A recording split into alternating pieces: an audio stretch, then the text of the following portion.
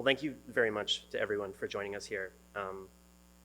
We're really thrilled to be here today, and I just want to offer a huge thank you to the conference and the organizers, and to everyone who's brought work, and it's really a huge honor to be just amidst such a body of work. So we're really excited to be here with such a great collection of presentations. Anca and I have been working together for about 10 years as a speculative design practice. And for most of this time, we've been collaborating at a distance while half a continent apart. Me in my adopted home of Winnipeg, Anca for many years in Montreal, and now Cincinnati. And we've been working remotely for all of this time. It's always been a practice for us of cloud storage and online spaces, digital spaces as placeholders for physical interactions and direct conversations between us. It's always been a part of how we work, a distance between us. Even before the pressures of COVID-19, the remoteness of our practice fostered an interest in how this distance inflects peculiarities in our processes, our thinking, and our design tools. The project we're sharing today is titled Adjective Constructions. It started with a question of what it might mean to make drawings together at a distance. We were curious about how we could mine this distance between us, how we might creatively reappropriate it. The resultant drawings are a collaborative, simultaneous set of creations. By drawing together, we really mean playing together using our various architects' design tools. The drawings are speculative in nature, and we want to be really clear. They're not meant to present any anticipatory future architectural spaces. They act as neither drawings nor constructions, but something that lives somewhat between the two. Their title, Adjective Constructions, is inspired by Anne Carson's presentation of the adjective in Autobiography of Red. She writes, "What is an adjective? Nouns name the world. Verbs activate the names. Adjectives come from somewhere else. The word adjective, epitheton in Greek, is itself an adjective, meaning placed on top, added, appended, imported, foreign. Adjectives seem fairly innocent additions, but look again. These small, imported mechanisms are in charge of attaching everything in the world to its place in particularity. Adjectives, Carson tells us, likewise have the potential to make things float. Stesichorus was studying the surface restlessly. It leaned away from him. He went closer. It stopped. Passion for substances seems a good description for that moment. For substances in the world, for no reason that anyone can name, Stesichorus began to undo the latches. All the substances in the world went floating up. To make things float is to tamper with the familiar surface of the world and bring forth new imaginative possibilities. For us, these constructions are adjective in that they may appear superfluous, and yet they enable the discovery of relationships and stories enacted through the collaborative drawing process. This drawing process for us begins with GPS coordinates within a 5-kilometer radius of each of our homes, wherever those homes might be at the time. And these coordinates are randomly generated to provide a set of chance sightings for our studies. The discovered spaces act as spatial instigators for our conversation that connects us to something tactile, something in the world, though the drawings themselves are really not a discussion of the sites. We dispatch ourselves to these unfamiliar locations and relay the found condition back in images and in text. These reports from the front, so to speak, are conducted in a fashion that we would describe as neither maliciously deceptive nor necessarily honest. This engenders a plastic quality to the veracity of our drawing materials. Part of our early conversations about translation of information at a distance pivoted about this image. Albrecht Dürer's Rhinoceros, a woodcut print made in Nuremberg in the 16th century. This drawing was a translation at distance. It at once looks as the rhinoceros we know, and is also decidedly not the rhinoceros our 21st century eyes expect to see. Written in the frame at the top of the image, it reads, "Brought from India to the great and powerful King Emmanuel of Portugal at Lisbon, a live animal called a rhinoceros. His form here is represented. It has the color of a speckled tortoise, and it is covered with thick scales. It is like an elephant in size, but lower on its legs and is almost invulnerable. This drawing acted as a model for us because Durr never saw this rhinoceros, nor any other rhinoceros in his life. He constructed the image from descriptions and sketches provided to him by others. Because of this, it is a composite of the unfamiliar, the distant, and the familiar. It's potentially also the desired and perhaps even the dreamed. Because of this, it is the lizard, that's duplicated. The lizard-like feet meet an expectation of scales, or perhaps point to medieval imagery of dragons or other fantastical beasts. The tiny secondary unicorn horn between its shoulder blades also seems to be a total fabrication. The translation of its tough hide into a militaristic and decorative armor reminiscent of a horse's barding is particularly interesting as a transposition of what the author understands to qualify what they probably cannot imagine. It's notable that this image was also produced and made widely available by the relatively new technology of woodblock printing, which propels this unreliable construction to immense popularity across Europe, a kind of further distance from its origin. We are fascinated with this distance between the descriptions of things, their variable reliability, and the fictions we compose to navigate or to qualify them. This forms the lens through which we looked at the parameters for our own recreative acts, as we begin playing with constructions that live between fantasy, observation, and, I would say, perhaps well-intentioned deceptions. So as we mentioned before, our mediation of the distance site included a short text and about 10 to 11 photographs that were curated by the local collaborator. These were then transferred to the distant collaborator for creative reappropriation. And this person would collapse the photographs into a black and white overlay, which was followed by a delaminating of the overlay of the collapsed images into a series of 5 to 6 transparent plates. So this is just a bit of a brief into the kind of how this goes about, the drawing itself goes about. So we set up a two-faced playing field. On each end there are two twinned faces of a future drawing, and between them is the performance space or the sandbox in which we play and make drawings or constructions. So it's a kind of a theater for building into virtual modeling space. So the things we construct have consequence on the flattened face of each end, and so there's a level of anamorphosis that kind of takes place here. We're not showing any of the constructions, we're just showing you the plates. So that is an active element in this dialogue between us. And the two-sided drawing involves a kind of call and response process. So moments in the plates, in the images, and the collapsed image become instigators for spatial recreations that are then willingly inoculated by misunderstandings and our uncalculated biases. And the driving impetus, it really is to play together with the tools that we share and to creatively reappropriate these tools. In short, the drawing plane is thickened in the virtual model space and becomes a space for play and speculation. And we're very much interested in the tools themselves more than in what would be the architecture expectations, that there would be anything that meets what we understand to be building or space making, which is something that we don't necessarily have to say in this particular group of people. And we knew from the beginning that the sites themselves were not precious. They were randomly generated by the computer. But so it's not really a project about place or site, but the work, we're trying to locate the work in the distance. And so the element, and what the site does is it provides a kind of an element of surprise and an element of journeying to a place that even though it's within 5 kilometers of home, it can really often be overlooked. And so what the reality of the found circumstance brings to the playing field is this kind of texture and grain of the physical locations that is gathered through the lens of what the local dispatch considers fertile as a photograph or as a kind of, instigator for a potential drawing. So when we draw or build within the playing field, we work with the side that is physically distant or inaccessible to us, so that we rely on each other's mediation and translation of the chance site.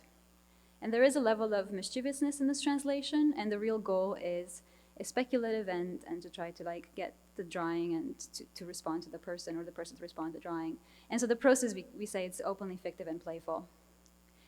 It's a process about extracting moments, exaggerating them, wandering into the surface of the collapsed photographs like Stesichoros did, introducing new appendages or adjective elements into the playing field that have varying degrees of consequence into the flattened twin face. There's, of course, also the text provided by the local contingency, we anchor our first moves in the text and the collapse plates together, and revisit the text every once in a while. So once we have the plates, they really become the site of the drawing. We never even look at the photographs again. And the process is both like mudlarking or excavation and a construction. So we set up the playing field so that the process entails engaging the back of one drawing into the picture plane of the other. And the overall construction is all of those things coming together. So some of the things that we do with the things that we build inside of this playing field is a series of push and pull exercises, reaching over, stretching, trying to make a fertile ground for each other, often being jealous of each other's side of the drawing. So it's kind of a drawing as a performance, like throwing a ball to the other side of the drawing, stealing from one another, reappropriating elements, leaving presents, dropping shadows on each other, hiding things behind the adjectives or appendages that show up on the face. So there's always a level of anticipation, like thinking about what have they done to the drawing, what do I get to like play with now? So it's always about introducing oblique objects from outside of the direct image. And because we only show the front view, there's a looseness of how these things are constructed in 3D space, where the tool is allowed to slip, or allowed to be not that good at the tool sometimes. So this is the Winnipeg Montreal set that we started in 2020 during the pandemic, between Montreal and Winnipeg. So I'll just go. You've seen all of these drawings already. We're just going to go through them again. It's kind of the color of them is what makes them the Winnipeg Montreal set. And this is the brand new set that we made on the occasion of the symposium. And here we're looking to reflect, when we send the abstract in, we look to reflect on how we might build onto what we learned from the first set. And so when we submitted the abstract for the symposium, before we even started this new drawing, we stipulated that we would be speaking to this quote-unquote reoriented playing field. And a few things are different, but they're not huge. The obvious one is that the distance between us is now between Winnipeg and Cincinnati, where I'm currently located. And another is that we changed the aspect ratio of the playing field and the resulting faces, and this is also minor, but it was to bring a sense of verticality, or rather blur what seemed to be a tendency for a horizon line in the collapse photographs, so that this one becomes a bit like, has more of a sense of vertical depth. And we had several conversations about what we were taking for granted and trying to be disruptive with the things that we were taking for granted. And we're probably still taking lots of things for granted. But there is an intention to check in with our biases and make an effort to be critical of them. In coming here, we're kind of struggling to make any claims that there's a drastic repositioning of the work or of the drawing process. And so it's really more part of the continuum of constantly reflecting on how we approach our own side of the drawing field and how we approach the dialogue between us. So the project and the process are really about playing together from a distance. We've said it a billion times, I know. And it echoes the spirit of the symposium as a drawing practice that is invested in curiosity, questioning, inquiry, and discovery, and about letting our virtual tools in the thickened space of the drawing play with us or play us in return. I really liked what Jacob said about the drawing, about surrendering to the drawing. It sort of really feels that in a way where you're just sort of doing something and then you didn't think you was going to do that and then it doesn't. And sometimes the thing you really want to do, they don't work out, but something else that you sort of made a mistake really is like, oh, I really want to keep that. Thank you very much. That's all we have.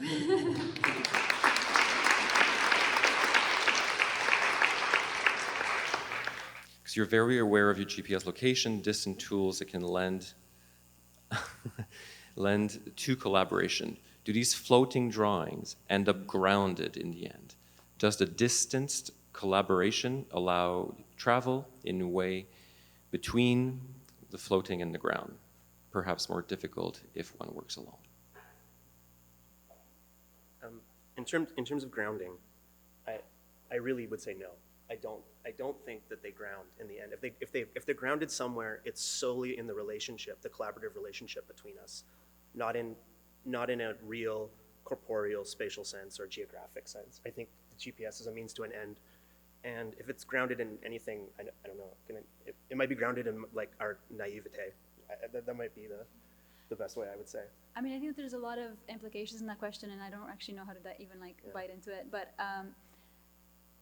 you asked whether it's easier to to do this alone. Absolutely not. There's no way. There's times when I asked when I asked Chad what for an opinion, and he's just like, it's your side. and other times it generally gives you an opinion back. So it really is about, I don't know if that answers the question well, probably not. Is there something else I can follow up on, Carol? There's just a little precision here, is that if one works alone, it's easy to float in the drawing and kind of get lost. Working together, does that actually ever ground the kind of the work? I might say the opposite. I think actually the disruptions and mischievousness of a partner is the thing that actually enables it to float. If left to my own devices, just because of my own personal design processes, I would ground everything. The relationship between is the thing that actually frees things up and loosens things. Yeah, I definitely think it's more about making it float or keeping it float. It's like playing ball and keeping it up, basically, I think. Thank you. We have a question here and then another one. Intimidating microphone.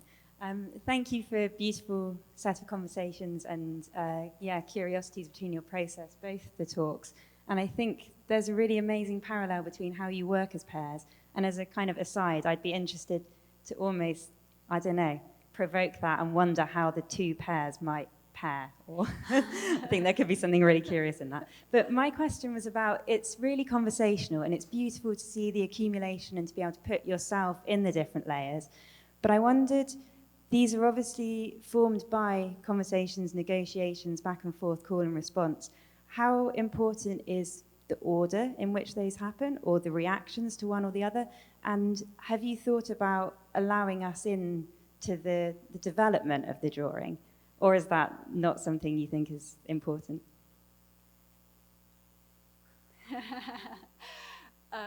Thank you for the question. I think it's a really lovely question. The process by which you do things, there are things in which we do that we are deliberately on our own. Like, we don't really communicate in terms of like how we collapse the plates and what we do with the images that we are given, and we're not really given a lot of like 10 to 11 images. Like, you know, as you imagine, we probably take 100 when we go to these places, and then we take like curate 10 or 11 that we think are going to be, you know, interesting, or that there's like capture something, or that there's like moments that are interesting or like of interest, or like they kind of seem to be have like a kind of a delicious potential of what could happen from them. So there's in the process it's a pretty scripted first process in that sense. Like, you know, GPS tells you where to go, you go, take photos, write a text, relay, and then take it into, you know, collapse the images, decollapse the images until you're happy with them, and then we start to, like, when we start building, it's more a conversation. And then the last part of the question that you asked was about what? Letting people in. Letting people in. We've thought about it. It's, I don't know. I think the point is sort of the performance, right? It's like asking to see the backstage. So I don't know. Yeah, maybe one day. I think it's quite explicitly built as a simulacrum of a theater, and so there's something a little bit vulnerable about opening that up, which I don't think would be a bad idea necessarily, but I think I would be really interested maybe even in thinking about it as a post-mortem of a performance, and then going back and trying to reverse engineer the script, and maybe that itself becomes a generative tool for like another iteration or development of the drawing. But I think that's a really, really excellent question about, you know, building off of what Perry said this morning about thinking about making drawings with a sense of generosity, and, you know, preparing drawings that have handles that give other people the tools to pick them up and work their way inside of them, which I think these are absent of that a little bit now, but also I think there's a desire for someone else to come and stare inside of them and try and recreate that narrative for themselves and imagine, which I imagine you're sort of doing, and there's certain pleasures in that reconstruction also. So I'm not sure, I'm halfway between maybe. Yeah, there's, you know, like I train as a jeweler, and when you talk to like your instructors will always tell you, you know, it's a really good piece of craftsmanship when you can't tell how it was made, right? So like when you something that's laser cut, okay, it's laser cut. Yeah. But when you make something that you can't tell how it's made, it makes you dream into it a little bit more. So I think that it's a withholding that is it's in itself is a way of saying it's yours now, it's yours to dive into and sort of play with it. So if we show a lot of the process and a lot of the bits in, they're like pretty, I don't know, they're pretty uneventful. Like There's just like a bunch of things in there that are sort of like, We're poor craftsmen with digital tools. yes. I think that's the answer. That's the kind of Willfully. willfully. There's another question. Thank you. There's another question there, but just on my way to the other question, I have to ask because you mentioned, sorry, I'm behind drawings, but is that bit of text that we saw on one of the original photos, is that the only time you share language that is not drawing? The only written language, yes, definitely. Yeah. So yeah, that's. Yeah.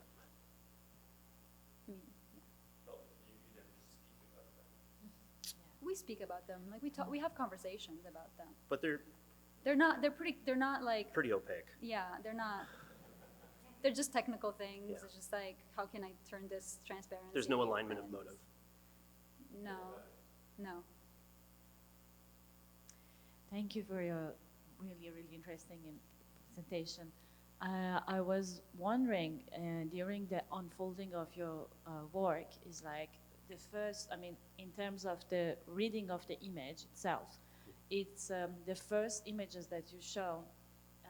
I was seeing it like more like putting some sort of the stability of the image more on the ground. That's why I was not feeling like more on, I mean, floating on top the first images, and this sensation of the belonging to a place in terms of your tracking of GPS, and little by little we coming to this images that becomes more complex, and in sort of like deframing even the frame, it becomes more complex, and suddenly I don't know what, in terms of unfolding of your movement of your work, how come from that stability of that you were recognizing actually the foreground it really intense, and now we kind of in the sense of losing the sense of space and foreground, background, and we have to go really deep into the complexity of the image. So I was wondering how it becomes from that point to this point. Is it just like accidental or discovery of the sort of the using the tools, or it becomes like the sense of the place itself becomes so complex that you needed to just overlap all of these layers? If I understand correctly, you're asking about how the site itself plays into the drawings and the framing? Yeah. Yes.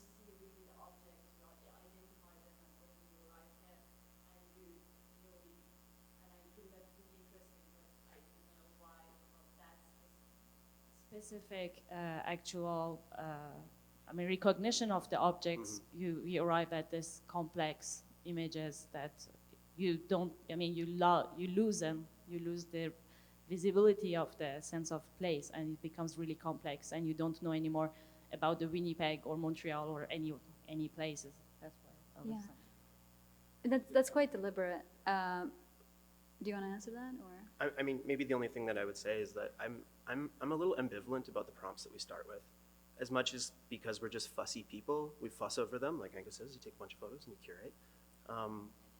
But I think that this is ripe for really re-questioning what those prompts are, because I really am uninterested in this being a discussion of place. And I think there is, at least on my, I shouldn't speak for Anca, but at least on my side, there's an intention in really starting to occlude the origins of where the drawing begins, so that when the drawing begins to float and becomes less grounded in the place that it was. And that's one of the reasons why this set I'm much happier with than the previous ones, because the aspect ratio allows us to free up the way that the photographs are recombined, and really, really loses some of the perspectival biases that we were finding ourselves trapped inside of the previous drawings, which I would like to radically accelerate that, however that might be. And I think that might be rethinking what that photograph is, what it's photographing, where and how and what. I think it's a great question, and again, I think it's about also the fact that any place is, if you look at it in a certain way, it can be very fertile for drawing and for making. And so because all of these places are within, fairly close range of our homes, like most of these places were like really amazing places that I've never been to. I've lived in Montreal for 12 years, and I went to these places that were just like, whoa, this is crazy. And it's like, if you just walk by it, it's really easy to walk by it and not notice it. And so I think it's about that, but it's then not about the kind of the value of this place as a kind of landmark, but it's about the value of it as a chance or as a kind of grittiness that it gives you when you get the photos of it. And so inevitably there are rhythms and proportions in the photos that we take that interest us, and things like repetition or things that we as architects are filtering, right? Like so it's like we are looking at this place through the lens of an architect and finding things like construction moments that we're really excited about, but it's not about the place as a kind of an identity or like a value as a landmark. So for example, I went to this one place that was like really a clear landmark, and I was just like, what do I do with this? Do I even show Chad this? Like I wasn't even, it was like, do I show them the actual photo? And then I ended up showing the actual photo, but like it's not as, I don't know if it's visible in the drawing or not, but like the point is, it's almost like we're not trying to have that sort of very strong persona or identity of the site itself. Mm-hmm. Chad, this is not a question or an observation, but maybe a few things that were triggered for me. I wondered if a cultural geographer were to find one or more of these images, what might be decoded from them. That then led me to begin to think about exceeding, let's say, the aesthetic values, the rich, interesting aesthetic values of the work, and trying to populate the kind of structural diagram of the way the work comes into being, so that one understands transitional phases and authorship questions and so on. That then led me to think about developing a kind of taxonomy of distances. Right now it seems geographic, and the richness of the work suggests that you could imagine Borges getting quite interested in another adjectival distances, let's say, as a way to keep the eye on the ball on the one hand, both adjectively, but also in terms of your pursuits, but maybe to widen the field of play by thinking distances in 13 ways, let's say. So it's not a question or even an observation, things that were triggered. Like the cultural geographer question, I think, well, an autopsy of one or two of these, would that betray their objectives and interests and so on? Would there be a way to develop tools to unravel both the structural, let's say, diagrams that belong to them, but also the metaphorical impulses and indexical tweaks that were feathering their way into blah, blah, blah, blah, blah. Yeah, Thank you for that. Thank you for triggering It's very, I really appreciate it. It's something, definitely food for thought. I do. The only thing I can offer is just that I think through the process, when we started, it really was like a physical distance conversation. I think more and more as we get into it, I don't think this is going to approach a taxonomy, but more and more I think becomes the distance between our ids, or the distance between our thinking and our brains and our aesthetic biases and our foibles. And yeah, I wonder if we were to try and separate out how many different ways we could qualify that, what we would come to. It's a worthwhile question, I think.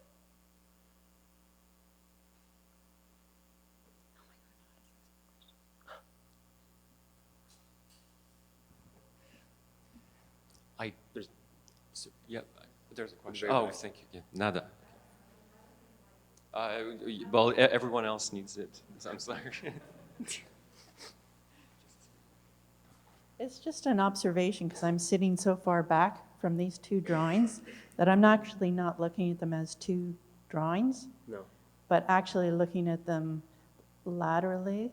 If you go back and forth between them, they're actually spatially bleeding into each other, looking at them horizontally rather than thinking of them in the way you created them, which is of a depth of layering within each drawing. Mm-hmm.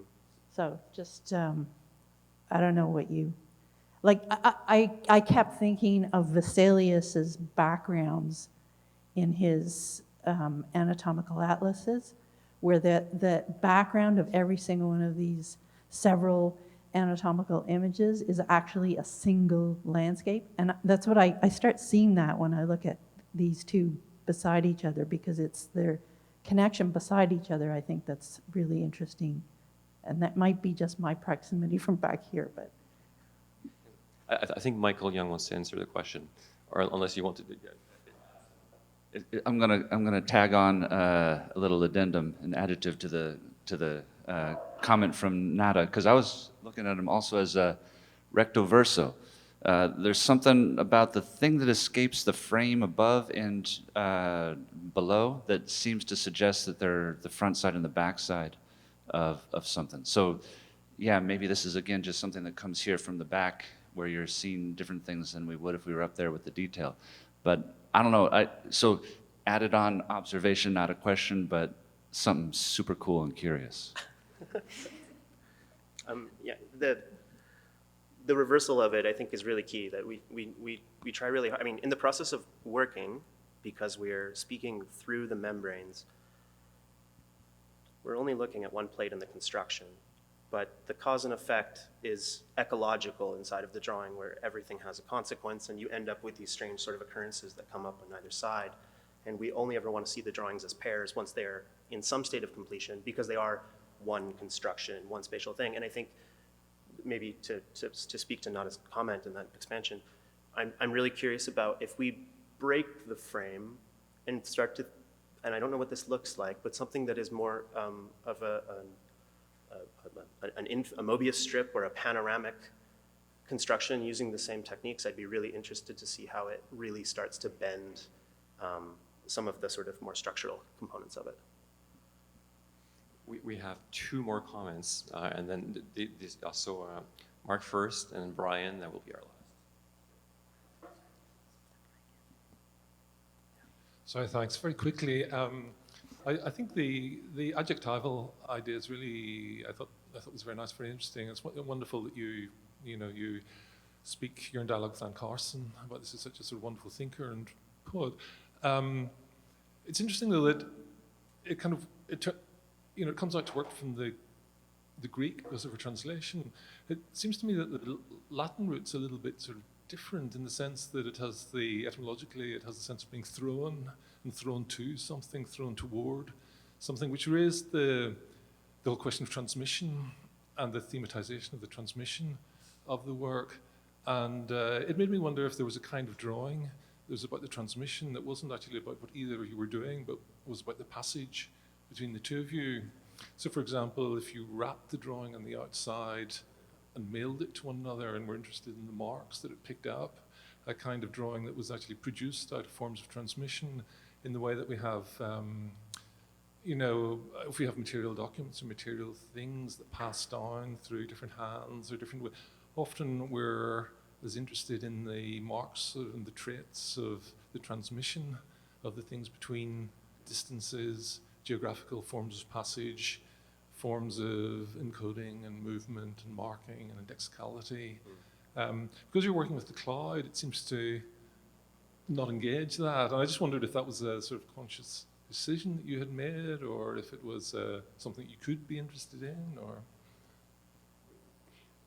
I think we're already struggling with all the different parameters that are involved, but I think it's definitely something that we've thought about actually, and a lot of our collaboration when we've built things together, like when we built something in Montreal and like Chad would mail stuff to me here, and it was like packaging was like important, and like traces and like the kinds of things you appropriate as packaging to protect the things you've made, and so like we did actually try to engage a set of like mail shipping back and forth things for this set. That was a new thing that we did, but it's just too much to talk about. I'm not sure what they did yet. Like I had them next to me when I was drawing, and this new version of it I think is also interesting because of the negotiation of the border, because you have to declare what's in it. And art supplies is not good enough. Yeah. And pieces of, like basically garbage is also kind of weird. It's like, why are you shipping garbage? Or why are you paying all this money to ship garbage? So it's like, it's like ends up being like sculpture, but it's like, what's the material? And like, the woman at the mill, at the post office, just like, but what is it? How many of this? I'm just like, that's the question we're asking too. Thank you for the question. That's really, really lovely. The idea of thinking about the Latin word, I haven't thought about it, and I think that's really great. We may use it in a future presentation. Really great presentation, guys.